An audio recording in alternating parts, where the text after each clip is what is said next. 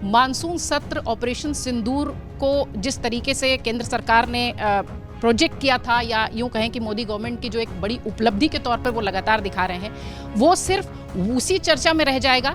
जब सत्र की घोषणा हो चुकी है तो राहुल गांधी अपनी सारी कारतूस तो सड़क पे ही चला चुके हैं, तो सदन में क्या चलाएंगे? सरकार किसी सवाल का जवाब देने के लिए आज की डेट में भी तैयार नहीं है, ना वो विपक्ष के नेताओं के साथ कोई एक जैसे इन कॉन्फिडेंस मीटिंग होती है वो करने के लिए भी तैयार है। तो मुझे लग रहा है कि ऑपरेशन सिंदूर मानसून सत्र में हावी रहेगा। कांग्रेस बार बार चूक कर रही है और मोदी को घेरने के चक्कर में राहुल गांधी और उनकी पूरी पार्टी खुद गिरती चली जा रही है। गैर जिम्मेदार नेता प्रतिपक्ष आज तक भारत के इतिहास में नहीं रहा है। जो विदेशी जमीन पर जाकर जो भारत के किसी देश के साथ युद्ध की स्थिति हो उसमें ऐसा स्तरहीन व्यवहार करे, ऐसा नेता प्रतिपक्ष नहीं रहा है। 2014 में राहुल गांधी का जो व्यवहार रहा, उसके बाद 2019 में राहुल गांधी का जो व्यवहार रहा लोकसभा के अंदर, 2024 में विपक्ष का नेता बनने के बाद रहा, मुझे लग रहा है उसके अंदर कोई परिपक्वता का परिचय राहुल गांधी ने बहुत ज्यादा नहीं दिया। सिंदूर को लेकर जब बहुत सारे प्रश्न पूछकर विपक्ष गलती करेगा और विपक्ष देश के उन लोगों के सामने छोटा और बौना साबित होगा जो लोग सेना के साथ और ऑपरेशन सिंदूर के साथ और उसके शौर्य के साथ खड़े हैं। वहीं अगर इसको राजनीतिक तौर पर बहुत ज्यादा निचोड़ने की कोशिश भारतीय जनता पार्टी और उसकी सरकार करती है तो वो भी सेल्फ गोल ही साबित होगा। नमस्कार, स्वागत आप सभी का। आप देख रहे हैं खबरों का खिलाड़ी, जहां खबरों को गढ़ने वाले बहुत मजबूती से अपना पक्ष रखते हैं और खबर की हर तस्वीर को, हर पहलू से आपको रूबरू कराते हैं। आमतौर पर ऐसा देखा जाता है कि जब संसद का सत्र शुरू होना होता है तो सरकार की तरफ से जो ऐलान होता है वो हफ्ते भर, 5 दिन, 10 दिन होता है। लेकिन इस बार कमाल ऐसा है कि 1.5 महीने पहले यह कह दिया गया है कि मानसून सत्र शुरू होगा। अब मानसून सत्र में ऑपरेशन सिंदूर की चर्चा होगी। मानसून सत्र ऑपरेशन सिंदूर को जिस तरीके से केंद्र सरकार ने प्रोजेक्ट किया था, या यूं कहें कि मोदी गवर्नमेंट की जो एक बड़ी उपलब्धि के तौर पर वो लगातार दिखा रहे हैं, वो सिर्फ उसी चर्चा में रह जाएगा, या फिर विपक्ष उसे अपने पक्ष में भुनाने में कामयाब होगा। मानसून सत्र ऑपरेशन सिंदूर, कैसे ये सत्र निकलेगा और विपक्ष की क्या क्या तैयारी होगी, इसी पर हम छोटी सी चर्चा कर रहे हैं। खबरों खिलाड़ी में हमारे सारे मेहमान हमारे साथ मौजूद हैं। पूर्णिमा त्रिपाठी जी हैं, राकेश शुक्ल जी हैं, राजकिशोर जी हैं, हर्षवर्धन जी हैं, समीर चौगाकर जी हैं और अमर उजाला डिजिटल के संपादक जयदीप कार्णिक जी हैं। कार्यक्रम की शुरुआत राकेश जी से करती हूँ मैं। सर, ऑपरेशन सिंदूर को लेकर जिस तरीके से कांग्रेस का एक बहुत बड़ा धड़ा, या यूं कहें कि कांग्रेस विपक्ष एक साथ नजर आए, शुरुआत में जो सुर दिखाई पड़े, विश्व भर में चर्चा हुई, भारतीय नागरिकों को भी थोड़ा अच्छा महसूस हुआ कि यार चलो एक मुद्दे पर जो है राष्ट्र की बात आई तो सब साथ नजर आ रहे हैं। फिर वो अलग अलग दिखाई देने लगे, कभी शशि थरूर का मुद्दा आ गया, कभी डेलीगेशन का मुद्दा आ गया, कभी खुद राहुल गांधी का मुद्दा आ गया। मानसून सेशन पर जिस तरीके से जयराम रमेश कह रहे हैं कि हम विशेष सत्र बुलाने की बात कर रहे थे, इसलिए सरकार ये गेम खेल गई, आप इसको कैसे देख रहे हैं? देखिए, ये सच्चाई है कि जब घटना हुई पहलगांव वाली, उसके बाद विपक्ष का जिस तरीके से समर्थन मिला सत्ता पक्ष को, तो लगा कि भारत एक है और वो मूवमेंट आगे तक चला। लेकिन सबसे बड़ा प्रश्न ये है कि क्या विपक्ष ने एक डेडलाइन दे रखी थी कि हम आपको इतने मई तक ही समर्थन देंगे, उसके बाद हम समर्थन नहीं देंगे? ये स्पष्ट करना चाहिए। फिर विपक्ष को ऐसी कौन सी आन पड़ी कि आप जो पहले समर्थन में सुर मिला रहे थे फिर विरोध में सुर मिलाने लगे? जब संसद का सत्र, ठीक है, विशेष सत्र नहीं हुआ। विशेष सत्र नहीं होने का एक कारण ये भी है कि जब आपका ऑपरेशन सिंदूर अभी खत्म नहीं हुआ है तो विशेष सत्र क्यों? यदि ऑपरेशन सिंदूर खत्म करने की घोषणा भारत सरकार कर दी होती तो ठीक है, विशेष सत्र बुलाना अनिवार्य था। जब सत्र की घोषणा हो चुकी है तो राहुल गांधी अपनी सारी कारतूस तो सड़क पे ही चला चुके हैं, तो सदन में क्या चलाएंगे? अब ये भी एक बड़ा प्रश्न है। फिर अब चुनाव भी है और जो विपक्ष है, विपक्ष की तरफ से जो प्रोजेक्ट किया जा रहा है कि राहुल गांधी समूचे विपक्ष के नेता प्रतिपक्ष हैं, उसको भी विपक्ष के नेता स्वीकार नहीं करते हैं। तो सदन में आप देखेंगे कि विपक्ष ही बिखरा हुआ दिखाई देगा और सत्ता पक्ष की तरफ से जो एक ट्रम्प कार्ड खेला गया, विपक्ष के सभी सांसदों का डेलीगेशन बना के और आतंकवाद के खिलाफ दुनिया भर में घुमाने का जो क्रम हुआ है, वो भी सदन में विपक्ष के लिए कहीं ना कहीं एक कमज़ोर कड़ी साबित होगा। कमज़ोर कड़ी साबित होगा। पूर्णिमा जी, जैसा कि कहा भी जा रहा था लगातार कि विशेष सत्र बुलाने के पीछे का जो मकसद है वो सिर्फ ये कि प्रधानमंत्री आ जाएं, वो बोल दें सदन में वगैरह वगैरह। जयराम रमेश कहते हैं कि हमने विशेष सत्र मांगा था, इसलिए मानसून सत्र 1.5 महीने पहले घोषित कर दिया गया और ये इससे पल्ला झाड़ लिए। क्या तैयारी कांग्रेस की सदन में दिखाई पड़ेगी? 1.5 महीने का लंबा वक्त है, क्या फिर वही बात वो करेंगे या फिर ये कह पाएंगे कि नहीं नहीं हमने साथ दिया था, उसका श्रेय लेने की कोशिश होगी? क्या प्लानिंग कांग्रेस के खेमे में आप देखिए, अगर जो सवाल अभी भी विपक्ष के लोग पूछ रहे हैं, कांग्रेस पूछ रही है, उन सवालों के जवाब इस 1.5 महीने में आ जाते हैं, तब तो मुझे नहीं लगता है कि मानसून सत्र ऑपरेशन सिंदूर के नाम भेंट चढ़ेगा, ऐसी संभावना नहीं है। लेकिन जो दिखाई दे रहा है, सरकार किसी सवाल का जवाब देने के लिए आज की डेट में भी तैयार नहीं है, ना वो विपक्ष के नेताओं के साथ कोई एक जैसे इन कॉन्फिडेंस मीटिंग होती है वो करने के लिए भी तैयार है। तो मुझे लग रहा है कि ऑपरेशन सिंदूर मानसून सत्र में हावी रहेगा और कांग्रेस जो बातें इधर उधर कह रही है सड़कों पे, रैलियों में, मीटिंग्स में या अपने इनफॉर्मल जो भी उनके कंसल्टेशंस होते हैं उसमें, वो हाउस में उन्हीं सब मुद्दों को, उन्हीं सब बातों को उठाएंगे। और मुझे लग रहा है कि इस बात को विपक्ष शायद बहुत मजबूती से रखने में कामयाब हो जाएगा अगर सरकार उनकी बात नहीं मानती है और कोई जवाब नहीं आता है सरकार की तरफ से कि ऑपरेशन सिंदूर तो बहुत शानदार रहा, लेकिन सरकार का जो परफॉर्मेंस था, सरकार ने घुटने टेक दिए। ऑपरेशन सिंदूर को जो सफलता की तरह से सेलिब्रेट देश कर सकता था, उसको उन्होंने स्पॉइल कर दिया, खत्म कर दिया। नहीं, एक मिनट, मैं पूरी बात कर लूं। अगर सरकार की तरफ से जवाब आ जाते हैं, जवाब सवाल वही है जो हम इतने दिनों से कई बार पूछ चुके हैं, इस प्रोग्राम में भी पूछ चुके हैं, जवाब आज तक नहीं आया है। पहले तो सरकार ये बताए कि ऑपरेशन सिंदूर चालू है, मतलब किस तरह से चालू है? हमें तो नहीं समझ में आ रहा है ऑपरेशन सिंदूर का चालू रहने का क्या मतलब है। एक मिलिट्री एक्शन हुआ, उस मिलिट्री एक्शन को आपने एक लिमिटेड पर्पस के बाद ख़त्म कर दिया, तो देश तो यही मान के चल रहा है कि वो फिलहाल अब ख़त्म हो गया है। वैसी कोई एक्सरसाइज अब तो होती दिखाई नहीं दे रही है। तो चालू है से क्या मतलब है, क्या कहना चाह रही है सरकार? और जो सवाल है उनके जवाबों से क्यों भाग रही है सरकार? हर जो विपक्ष का नेता पूछ रहा है कि ऐसा लगता है सरकार दबाव में आ गई, उस सवाल का जवाब वो क्यों नहीं दे पा रही है। तो मुझे लग रहा है कि अगर 1.5 महीने पहले सत्र का अनाउंस हो जाना भी अपने आप में एक चौंकाने वाला है, क्योंकि नॉर्मली 15-20 दिन पहले अनाउंस होता है, हमने सारे सेशंस देखे हैं। मुझे ये नहीं समझ में आ रहा है कि अगर विशेष सत्र 1 दिन 2 दिन का बुला ही लिया जाता तो उसमें सरकार को क्या परेशानी थी। ये सवाल भी इसका जवाब किसी को नहीं समझ में आ रहा है कि आखिर सरकार क्यों भाग गई विशेष सत्र के नाम पे, किस चीज़ से डर रही है, किस चीज़ को वो छिपा रही है, किस चीज़ से वो बचना चाह रही है। तो ये तो है ही, और जो शक का जो एक गुबार खड़ा है वो अगर रहता है ऐसे, तो फिर मानसून सत्र इसकी भेंट चढ़ जाएगा। ठीक है राजकिशोर जी, सवाल सारे उन्होंने पूछ लिए, मैं बस बहुत क्रिस्प पूछूंगी कि क्या ये जो सारे सवाल हैं, इन सवालों से विपक्ष घेर पाएगा केंद्र सरकार? नहीं, पहली बात तो यह है कि मानसून सत्र जिसकी बात की जा रही है, विशेष सत्र जिसकी बात की जा रही, क्या विशेष सत्र, जरा याद करिए, 2 घटनाओं के बारे में कहा जाता है, खासतौर से 62 और 26/11। 62 का युद्ध कब हुआ था? अक्टूबर से नवंबर। शीतकालीन सत्र चल रहा था, तो क्या विशेष सत्र बुलाया गया था? ये जो बातें कही जाती हैं, दरअसल मुझे समस्या यही आ जाती। 26 नवंबर 2008 को घटना हुई थी। शीतकालीन सत्र चल रहा था या नहीं चल रहा था? उसके बाद होने वाला था, नहीं होने वाला था? तो जो कुछ बातें कही जाती हैं कि विशेष सत्र बुलाया था, नेहरू जी ने जवाब दिया था और यहाँ पर मनमोहन सिंह ने जवाब दिया था, मुझे लगता है जवाब देने। और अभी एक सवाल पूर्णिमा जी ने उठाया कि ऑपरेशन सिंदूर चल रहा है, इसका क्या मतलब है? इसका मतलब यह है, बिल्कुल स्पष्ट है, इस पे अगर राजनीति किसी को करनी है तो अलग बात है। बतौर आर्मी ने जो इसके बारे में कहा कि हम पूरी तरीके से हाई अलर्ट पे, ऑपरेशन पराक्रम चल रहा था तो क्या हम चढ़ गए थे, उधर घुस के चले गए थे क्या?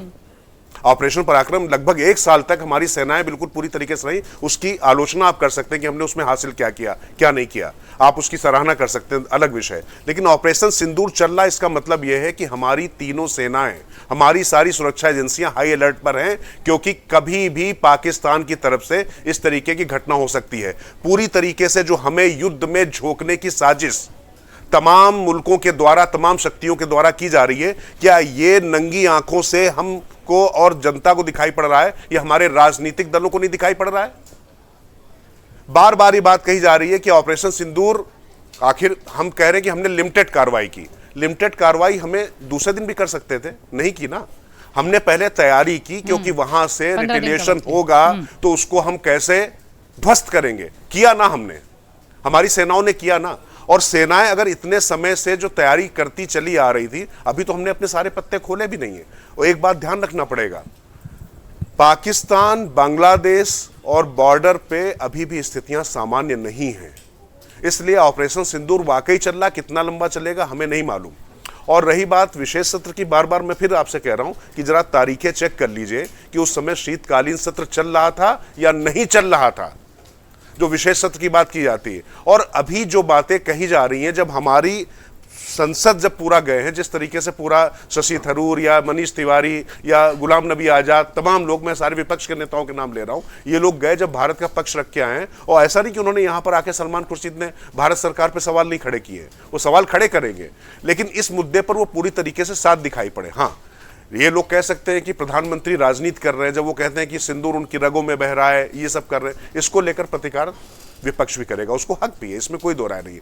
लेकिन मैं फिर कह रहा हूं कि संसद सत्र में तब तक क्या होगा, क्योंकि अभी देख लीजिए जो घटना हो गई है, अहमदाबाद की घटना हो गई है, अभी इसमें क्या किस तरीके की थ्योरीज आ रही है, तमाम अभी उस पर ज़्यादा बात नहीं कर सकते, लेकिन बहुत से विषय आ सकते हैं। और तब तक विदेशी स्थितियां क्या होंगी, अंतर्राष्ट्रीय स्थितियां क्या होंगी, उन सबके मद्देनजर फैसला लेना होगा। मुझे लगता है कि कांग्रेस बार बार चूक कर रही है और मोदी को घेरने के चक्कर में राहुल गांधी और उनकी पूरी पार्टी खुद गिरती चली जा रही है। देश के अगेंस्ट बात कर जाते हैं। ठीक है, जिस तरीके से डेलीगेशन लौट कर आया, प्रधानमंत्री ने सबसे मुलाकात की, एक अच्छा जेस्चर दिखाई पड़ा कि सभी जो है साथ नजर आए।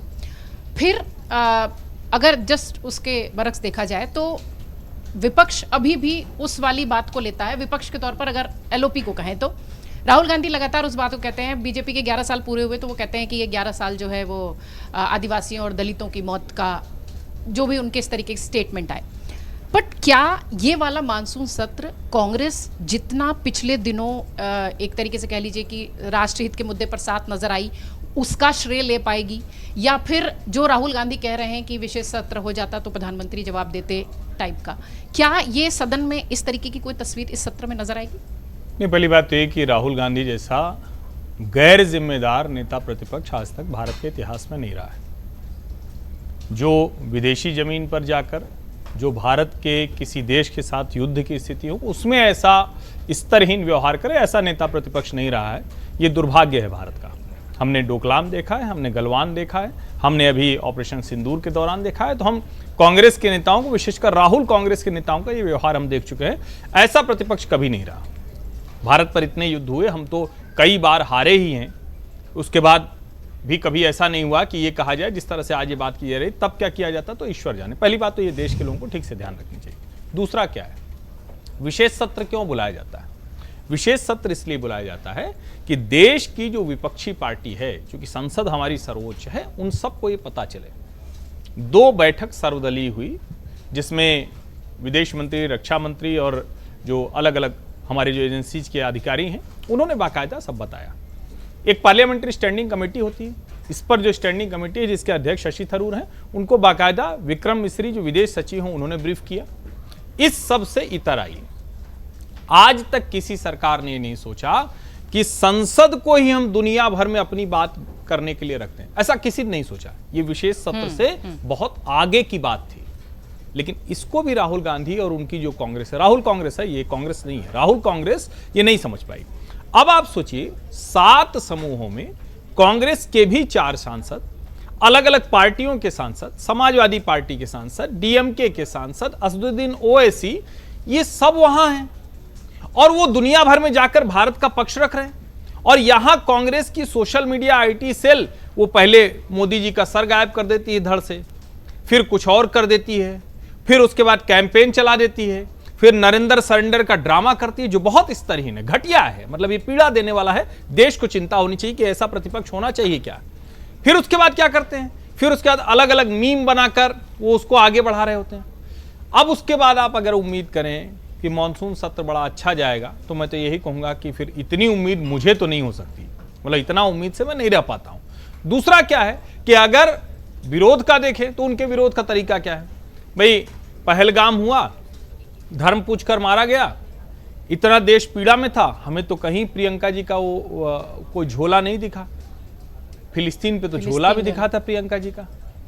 अडानी इतनी पीड़ा देते हैं इन दोनों भाई बहनों को कि अडानी की टी शर्ट छपवा लिया। हमको तो लगा कुछ दिन में कहीं कांग्रेस एक अलग सेल न बन जाए, जैसे अल्पसंख्यक मोर्चा, महिला मोर्चा ऐसे बनाते हैं ना, तो ऐसे एक झोला मोर्चा बना दें, टी शर्ट मोर्चा बना दें। क्या करना है, अडानी की टी शर्ट छपवा लेनी है, फिलिस्तीन की टी शर्ट। कांग्रेस पार्टी बहुत ही, जिसको कहते हैं कि प्रतिपक्ष के तौर पर, और पहले कहा जाता था ना कांग्रेस सत्ता की पार्टी है, भाजपा विपक्ष की पार्टी है। भाजपा तो विपक्ष से सत्ता में आई, सत्ता भी चलाना सीख ली, लेकिन कांग्रेस सत्ता से विपक्ष में आई, आज तक विपक्षी भूमिका निभाना नहीं सीख पाई है। राहुल गांधी वाली कांग्रेस, राहुल कांग्रेस नेता प्रतिपक्ष के तौर पर शून्य से भी नीचे जा चुके हैं, माइनस में है, देश के लिए बहुत अच्छा नहीं। समीर सर, उसी का थोड़ा सा एक्सटेंशन चाहूंगी। राहुल कांग्रेस, जो एक शब्द अभी हर्षवर्धन जी ने कहा, ये जो राहुल कांग्रेस जिस तरीके से इस वक्त स्थिति दिखाई पड़ रही है, मानसून सत्र के संदर्भ में तो आपसे जवाब चाहेंगे ही, बट एक ओवरऑल विपक्ष की एक जो इमेज है, जो लोकतंत्र के लिहाज से भी बहुत इंपॉर्टेंट होती है, क्या वहां पर थोड़ी सी प्रॉब्लम आ रही है कांग्रेस राहुल को लेकर? देखिए, 2014 से बाद 2024 10 साल में पहली बार विपक्ष का नेता का पद लोकसभा में मिला था। 2014 में और 2019 में विपक्ष का नेता का पद नहीं था, क्योंकि इतनी सीटें मिले नहीं थी किसी भी दल को, कांग्रेस को भी नहीं मिली थी।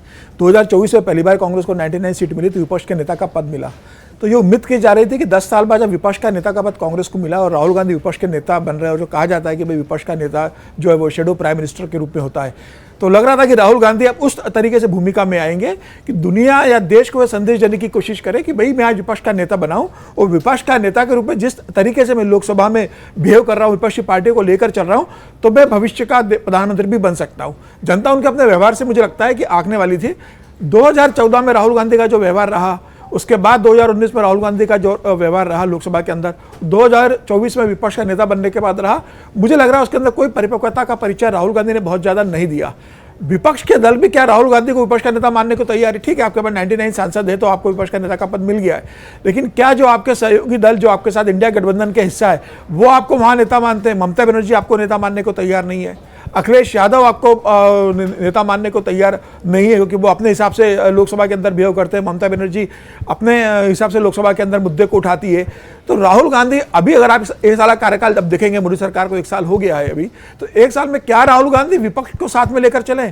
जब लोकसभा का सेशन शुरू होता है, उसके पहले सर्वदलीय बैठक स्पीकर बुलाते हैं, क्या राहुल गांधी ने उसके पहले ऐसी बैठकें बुलाई और सब लोगों को साथ में लिया, विपक्ष के नेताओं को, कि सरकार को इन मुद्दों पर घेरना है? सबने मिलकर कोई पत्रकार वार्ता लेकर मुद्दे बताए हो, सबने मिलकर राहुल गांधी का साथ दिया हो, और राहुल गांधी ने संसद के अंदर सबको लीड करा हो। संसद के बाहर आप देखिए, जब संसद के बाहर जब प्रदर्शन हो रहा था एक बार, जो जिसमें धक्का मुक्की भी हुई थी और उड़ीसा के एक नेता घायल हुए थे, उसमें तो राहुल गांधी और कांग्रेस के सांसद थे, उसमें बाकी दलों के सांसदों का सहयोग नहीं था। तो राहुल गांधी विपक्ष के नेता जरूर बन गए, लेकिन विपक्ष को साथ में ले जाने की स्थिति के अंदर नहीं है।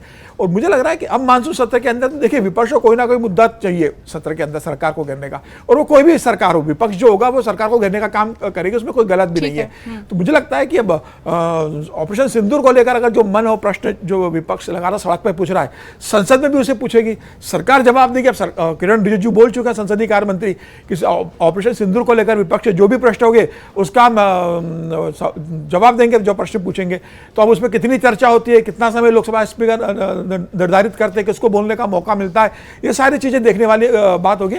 और क्या ये भी हो सकता है कि जो अभी सर्वदलीय मंडल जो भेजा था विपक्ष की तरफ से, अलग अलग देशों के अंदर जो गए थे, 49 सांसद जो गए थे 7 टीम में, अब वो अपनी बात भी लोकसभा में रखेंगे कि कैसा रहा उनका, उन्होंने क्या बात रखी, तो वो बोलने का मौका क्या केंद्र सरकार शशि थरूर को देती है उसकी जिम्मेदारी कि आप लोकसभा में बात रखी, कि किस तरीके से आपने देश की बात रखी। अगर शशि थरूर उसकी शुरुआत करते हैं तो कांग्रेस के लिए बहुत मुश्किल होगा कि शशि थरूर तो पूरे देश की बात लोकसभा में रखेंगे कि किस तरीके से पाकिस्तान को एक्सपोज किया, और उन्हीं के पार्टी के नेता जो है राहुल गांधी वो सरकार से प्रश्न पूछेंगे। तो अभी देखने वाली बहुत बात होगी कि विपक्ष किस तरीके से होता है, सरकार उनका जवाब कैसे देती है। सरकार को भी बड़ा मन रखना चाहिए, और विपक्ष प्रश्न पूछता है तो जो जवाब अभी तक सरकार ने नहीं दिए, इस लोकसभा में प्रधानमंत्री उस बात का जवाब देना चाहिए। बिल्कुल, आप एक छोटा नोट ऐड कर दीजिए। करना चाहती हूँ, जब भी ये ऑपरेशन सिंदूर या सरकार से जवाब मांगने की बात होती है, तो हम लोग थोड़ा ज़्यादा ही बिजी हो जाते हैं राहुल कांग्रेस को घेरने, उनकी मजम्मत करने में, उसकी मतलब जो भी है लानत मलालत करने में।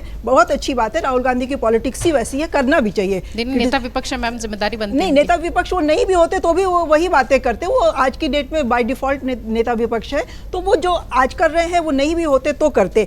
लेकिन हमको उससे ज़्यादा ज़रूरी क्या ये जानना नहीं है कि पहलगाम की साजिश में कौन से लोग शामिल थे। वो 4 लोग जिन्होंने भून दिया लोगों को खुलेआम, वो कहाँ गायब हो गए, कौन सी धरती उनको निगल गई, कौन सा आसमान उनको खा गया। या उसके भी पहले चले जाएं, पुलवामा में जो साजिश हुई उसके पीछे कौन लोग थे, क्या कोई चेहरा, क्या कोई नाम, क्या कोई साजिश का मास्टरमाइंड हमारे पास आया? आज तक नहीं आया है। तो ये क्या चिंता की बात नहीं है कि इतने बड़े बड़ी घटनाएं, आतंकी घटनाएं हो जाती हैं और हम नेता विपक्ष को गाली देने में सारा अपनी एनर्जी लगा देते हैं, लेकिन साजिश का पर्दाफाश नहीं हो पाता है। ठीक है, हो सकता है ये सारे सवाल नेता नहीं विपक्ष है। पूछ पाए सदन में, इस सत्र में शायद उनको उसका जवाब मिल पाए। सर, एक संपादकीय टिप्पणी, एक तो ये कि ओवरऑल चर्चा जो आप देख रहे हैं, मानसून सत्र किस ओर जाएगा, थोड़ा सा उसकी पिक्चर, और दूसरा नेता विपक्ष और कांग्रेस क्या ये श्रेय लेने में केंद्र सरकार बढ़त बना ले जाएगी कि हमने जो है डेलीगेशन भी भेजा, हमने ऑपरेशन सिंदूर भी किया और आप सेना पर सवाल उठाते हुए, या फिर विपक्ष अपना मुद्दा भुना पाएगा? तो ये अच्छी बात है कि बहुत पहले से ही सत्र की घोषणा कर दी गई, तो सब अपनी तैयारी कर सकते हैं, किसके पास क्या अस्त्र शस्त्र हथियार हैं, विचार हैं, तर्क हैं, तथ्य हैं, डेटा है, वो जुटा लें। मुझे ज़्यादा दुख तब होगा जब हर बार की तरह किसी बड़े एक मुद्दे की भेंट पूरा सत्र चढ़ जाए और जो इतने करोड़ों रुपए खर्च होते हैं, देश की संसद वैसे ही कम दिन चलती है, बाकी समय जनप्रतिनिधि हैं, व्यस्त हैं, अपने क्षेत्रों में जाएंगे, दूसरे भी कार्य हैं उसमें व्यस्त रहेंगे, ये माना जाता है। उसकी बजाय केवल यही करेंगे कि जब भी संसद आए, एक तो वैसे ही हम देख रहे हैं एक जो पिछला ट्रेंड आया था कि संसद सत्र शुरू होने के ठीक पहले विदेश से कोई टूल किट आ रही थी और वो टूल किट मुद्दा बन रही थी और उसी मुद्दे के भेंट पूरा सत्र चढ़ जा रहा था, चाहे हिंडनबर्ग की रिपोर्ट हो, चाहे कुछ भी हो। वो एक आध बार हुआ तो अपवाद माना गया, लेकिन जब देखा कि लगातार 2-3 सत्रों के पहले ठीक इसी तरह की घटनाएं हुई तो उसको पकड़ा भी गया, उस पर चर्चा भी हुई और ये समझ में भी आया कि कोई ऐसी विदेशी ताकतें या कोई लोग हैं जो चाहते हैं कि संसद देश की जो है वो इन्हीं विषयों पर चर्चा करके उलझ कर रह जाए और जिन विकास की बातों के लिए, कानून बनाने के लिए और कोई अन्य मुद्दों पर मुखर होने के लिए संसद बनी है उस पर न जाए। अगर इस तरह की घटनाएं चलती रहेंगी तो मुझे लगता है कि संसद की जो उपयोगिता वो भी कम होती है और देश के लोगों में भी खराब मैसेज जाता है। लेकिन ये बात बिल्कुल सही कि ऑपरेशन सिंदूर की चर्चा संसद में भी होनी ही चाहिए, चाहे वो विशेष सत्र के माध्यम से हो, चाहे वो जब पहला सत्र उसके बाद जो भी पड़ रहा है उसमें हो।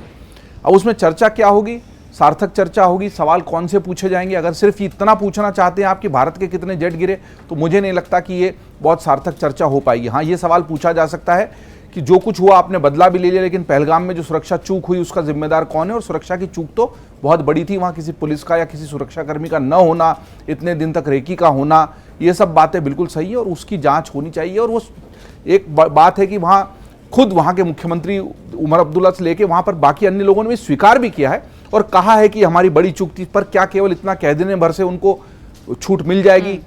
वो आतंकवादी जो सचमुच जिम्मेदार थे इस घटना के वो नहीं पकड़े गए, पर उनके आका जो थे वहां तक जाकर हमने संदेश तो दे ही दिया। एक बात ये भी आई थी कि ऑपरेशन सिंदूर जारी है तो किस रूप में जारी है। मुझे लगता है कि ये युद्ध केवल मिसाइलों का युद्ध और बम बारूद का युद्ध तो कभी नहीं था, ये मनोवैज्ञानिक युद्ध भी है और एक मनोवैज्ञानिक दबाव हमेशा बनाए रखना भी ऑपरेशन सिंदूर के जारी रखने की कवायद है कि अगर आपने अब किसी आतंकवादी घटना को भी अंजाम दिया तो हम उसको युद्ध ही मानेंगे। ये अपने आप में ऑपरेशन सिंदूर की जारी रखने की बात पर मैं जरूर कहना चाहूंगा कि अगर युद्ध हर तरीके से लड़ा जा रहा था, नैरेटिव वॉर भी था, उस नैरेटिव वॉर में हम भी जानते हैं कि शुरुआत में हम पिछड़े, हम बहुत ज्यादा नुकसान उनके आतंकवादी ठिकानों को पहुंचाने के बावजूद भी उस सूचना युद्ध का जवाब उतनी शक्तिशाली तरीके से नहीं दे पाए जितना हमने फिर बाद में दिया।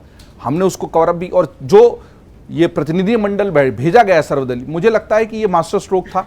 ये कूटनीति के स्तर पर जो कमजोरियां रही भी उसको बेहतर करने के लिए, उसको संतुलित करने के लिए और उन कमियों को दूर करने के लिए एक अच्छी कोशिश थी। ये कोशिश केवल इतने भर तक सीमित न रहे, ये भी जरूरी है। तो उम्मीद यही है कि संसद के मानसून सत्र में सार्थक चर्चा होगी। विपक्ष को जो सवाल पूछना है पूछना ही चाहिए, वो पूछने का अधिकार है। और केवल ये भी है, सत्ता पक्ष को ध्यान देना होगा कि ये केवल विपक्ष तो वहां पर प्रतिनिधित्व कर रहा है उन आवाजों का जो देश के गलियारों में सवाल गूंज रहे हैं।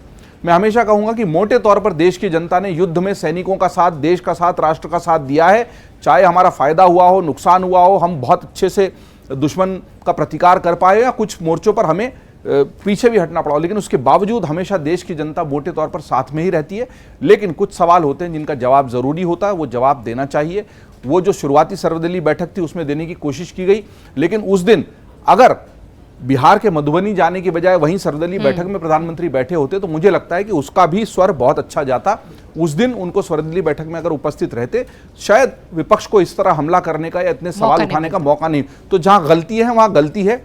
मैंने पहले भी कहा था, आज भी दोहरा देता हूं, सिंदूर को लेकर जब बहुत सारे प्रश्न पूछकर विपक्ष गलती करेगा और विपक्ष देश के उन लोगों के सामने छोटा और बौना साबित होगा जो लोग सेना के साथ और ऑपरेशन सिंदूर के साथ और उसके शौर्य के साथ खड़े हैं। वहीं अगर इसको राजनीतिक तौर पर बहुत ज्यादा निचोड़ने की कोशिश भारतीय जनता पार्टी और उसकी सरकार करती है तो वो भी सेल्फ गोल ही साबित होगा। सेल्फ गोल ही साबित होगा। बट ओवरऑल एनालिसिस ये कहता है कि निश्चित तौर पर इस बार का जो मानसून सत्र है बहुत दिलचस्प होने वाला है। ऑपरेशन सिंदूर को लेकर चर्चा निश्चित ही होगी, लेकिन अब विपक्ष खासतौर से कांग्रेस उसे अपने पक्ष में भुनाने में कामयाब होती है, सवालों में केंद्र को घेरने में कामयाब होती है या नहीं, ये तो वक्त बताएगा। लेकिन निश्चित तौर पर कांग्रेस और विपक्ष को लेकर जिस तरीके का 1.5 महीने का लगभग समय मिला हुआ है उनको, हो सकता हो कि केंद्र सरकार को भी इस पर मजबूत तैयारी के साथ सत्र में जाना हो। बहुत शुक्रिया आप सबका, बहुत शुक्रिया हमारे तमाम मेहमानों का। कमेंट बॉक्स के जरिए बताइए किस तरीके की खबरें आप देखना चाहते हैं और विषय खबरों के खिलाड़ी में और क्या चाहते हैं। धन्यवाद। अगर आप ये वीडियो YouTube पर देख रहे हैं तो हमारे चैनल को सब्सक्राइब कर बेल आइकन दबाएं और Facebook पर देख रहे हैं तो हमारे पेज को लाइक करें।